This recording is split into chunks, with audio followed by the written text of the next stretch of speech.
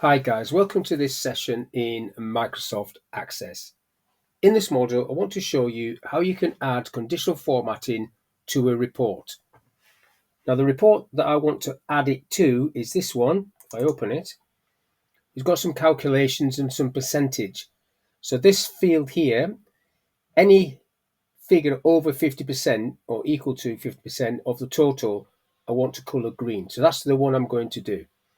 Now if I go into design, click on that field, the percent field, and then conditional formatting is on the format tab, conditional formatting.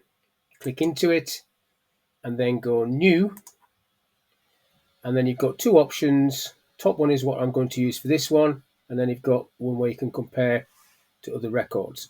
So this one is going to be greater than or equal to, and then 0.5 because it's a percent, and then I'm going to change that to light green, that color, and then click OK to that, and then OK again, and then just have a look, see if it's worked. So that has worked. So I'm going to do another one where anything other than that is going to be red. So I'll go back into design,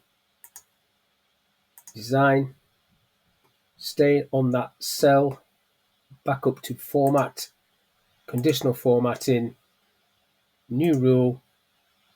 This time it's going to be less than 0.5 is going to format red. OK to that, OK to that. Have a look. There you go. Green, everything else will be red. Because that's 56, so therefore none of these can be 50 as well. Now I'm going to put another one on here.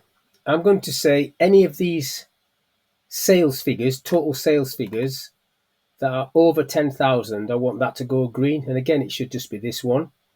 If I go back into it, click onto that field, go up to format,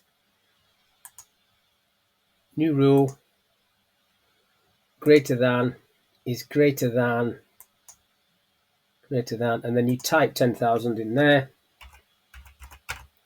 That's going to be format, not grey, green.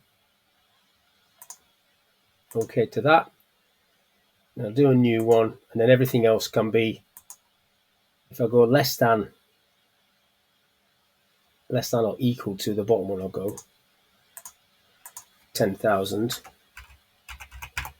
That can be sort of amberish, whatever colour that is. Clicking OK to that, clicking OK again, having a look, report, view. So there you go. So these are all amber because they're less than 10,000. That's green because it's over 10,000, all the way down.